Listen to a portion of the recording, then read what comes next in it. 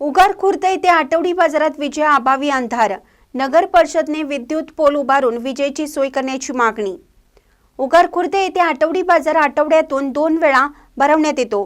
बाजाराच्या ठिकाणी विजेची सोय नसल्याने व्यापाऱ्यांसह ग्राहक वर्गाला अंधारातच भाजीपाल्याची खरेदी विक्री करावी लागते.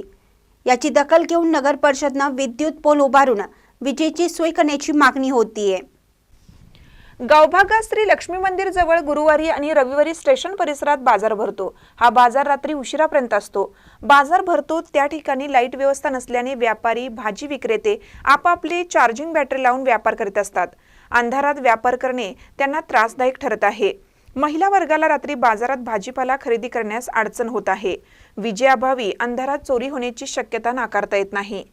नगर परिषद प्रत्येक व्यापाऱ्याकडून कर वसूल करतात, मग अशा ठिकाणी लाईटची व्यवस्था का करत नाहीत असा प्रश्न निर्माण झालाय. विद्युत खांब बसवून विजेची व्यवस्था करावी अशी मागणी होत आहे. महानकर न्यूजसाठी प्रभाकर गोंधळी, उगार खुर्द. ताज्या बातम्यांसाठी महानकरेला सबस्क्राइब करा आणि बेल आयकॉनला क्लिक करा.